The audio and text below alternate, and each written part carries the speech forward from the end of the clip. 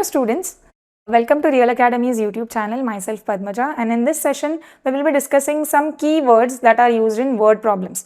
अब अलग अलग chapters में word problems देखे जाते हैं and उसमें कुछ keywords जो है वो repeat होते हैं every time. Almost हर word problem में वो keywords दिखेंगे आपको. तो वो keywords क्या है वो पहले पहचानना पड़ेगा.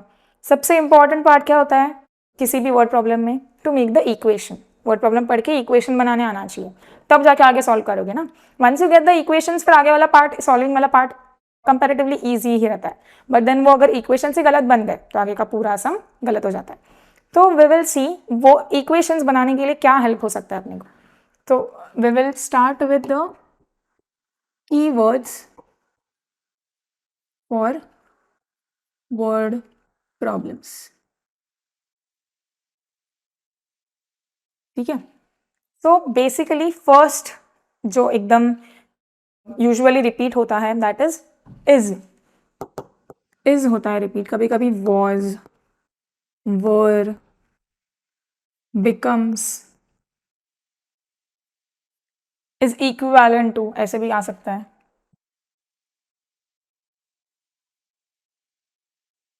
इन सब का मतलब क्या होता है, ये जब भी वर्ड्स दिखेंगे उसका मतलब रहेगा इज इक्वल टू. बिकम्स कब आता है, द फ्रैक्शन बिकम्स 1/3 या ऐसे कुछ आ जाता है ना, 1/3 या 1/4. The fraction becomes, his age was, her present age is. ये जो भी ऐसे इज, वॉज, वर ऐसे जो भी वर्ड्स दिखेंगे उसका मतलब है इज इक्वल टू. ठीक है. एग्जाम्पल्स देखिए तुम लोग थोड़ा और क्लियर हो जाएगा. And then most of the examples में तुम लोग ट्राई करो कि कीवर्ड्स ढूंढने का कोशिश करो एंड फिर इक्वेशंस बनाना ट्राई करो. ठीक है. So this was the first one, is equal to. और अगर अभी पूछा सम या आ गया मोर देन या आ गया ग्रेटर देन और समथिंग लाइक एक्सीड्स आ सकता है.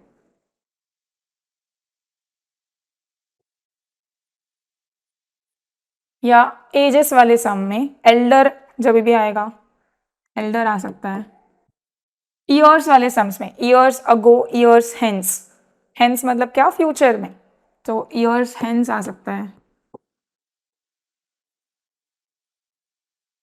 ठीक है. तो ये सारे जो बेसिक वर्ड्स हैं इन सब का मतलब क्या होता है कि प्लस डालना है अपने को, एडिशन करना है. ऐड भी आ सकता है, ऐड का तो मतलब डायरेक्टली समझ ही जाता है कि प्लस डालना है. बाकी ये ऐसे थोड़े बहुत वर्ड्स रिपीट होते हैं. ठीक है. इफ आई से डिफरेंस,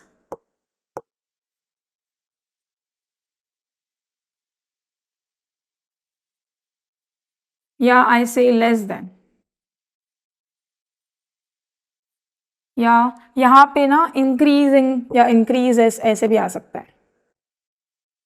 सिमिलरली यहाँ पे क्या आ जाएगा, डिक्रीजेस आ जाएगा.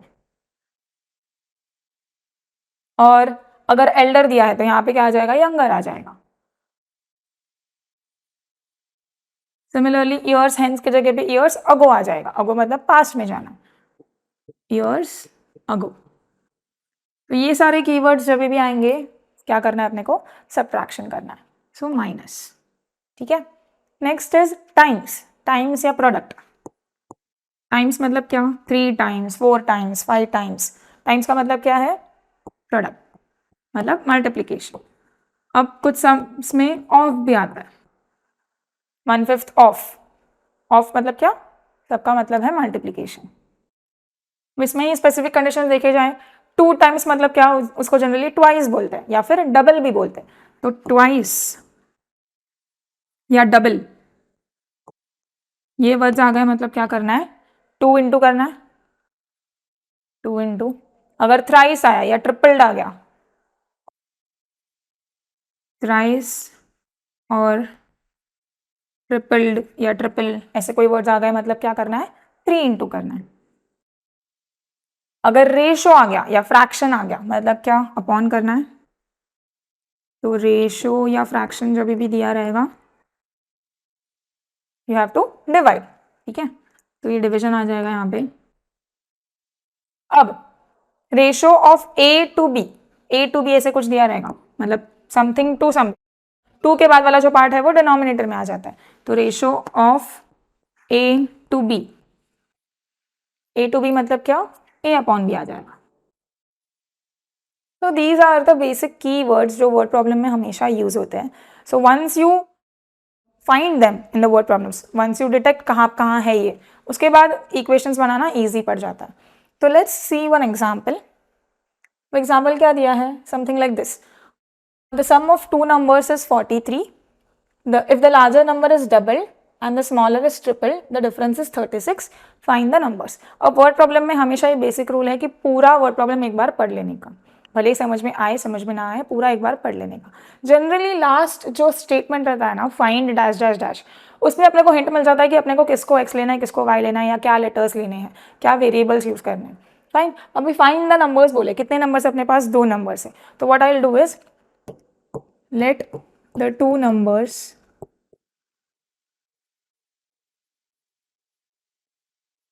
B x and y. तो ये दो नंबर्स ले लिए मैंने टू स्टार्ट विद. अब फिर से एक बार स्टार्ट करने का वर्ड प्रॉब्लम पढ़ने को. ठीक है. तो जनरली पूरा वर्ड प्रॉब्लम पढ़ के होने के बाद लास्ट वाले में से हिंट लेके कोई वेरिएबल्स असाइन कर देने का, जो भी अपने को फाइंड करना है उस पर, एंड देन वापस वर्ड प्रॉब्लम पढ़ना चालू करने का अकॉर्डिंग टू द कंडीशन. तो अभी फर्स्ट कंडीशन क्या दिया है, sum of two numbers is 43. तो अकॉर्डिंग टू फर्स्ट कंडीशन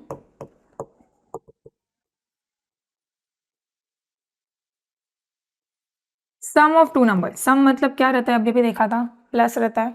मतलब sum of two numbers x plus y is मतलब क्या रहता है, इज इक्वल टू 43.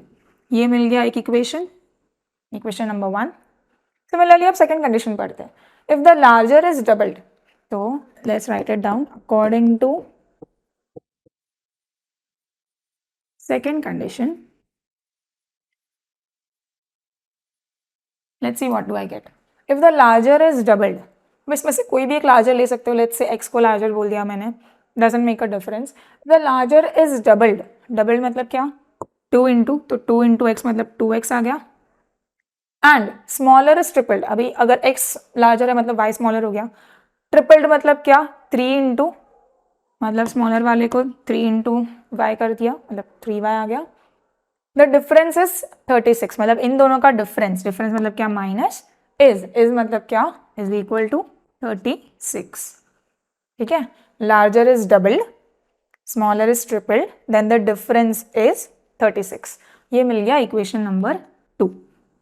ठीक है. अब इसका आगे तो आपको पता है कैसे सॉल्व करना है.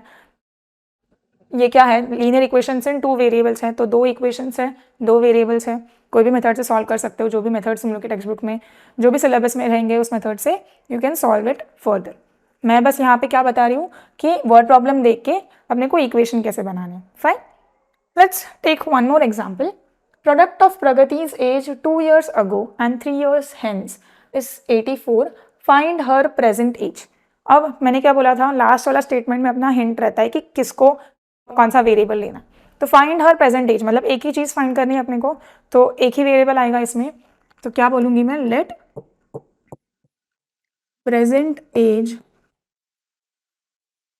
Of Pragati be x years. ठीक है. अब एक एक कंडीशन पढ़ लेते हैं क्या दिया है. प्रोडक्ट ऑफ, प्रोडक्ट मतलब क्या, मल्टीप्लीकेशन, तो बीच में मल्टीप्लीकेशन डाल दिया सीधे सीधे. Product of Pragati is age 2 years ago.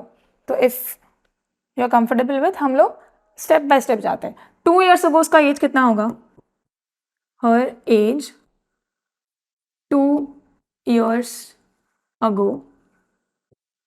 2 years अगो मतलब क्या करना है, माइनस करना है. अभी उसका एज x ईयर्स है, तो 2 years अगो कितना होगा, x माइनस 2. ठीक है. सिमिलरली क्या बोला है, 3 years हेंस, तो हर एज 3 years हेंस. हेंस मतलब क्या, फ्यूचर में जाना है अपने को, तो प्लस करना पड़ेगा. 3 years हेंस मतलब x प्लस 3 आ जाएगा. तो अभी उसका एज x है, 2 साल पहले x माइनस 2 था, 3 साल बाद x प्लस 3 हो जाएगा.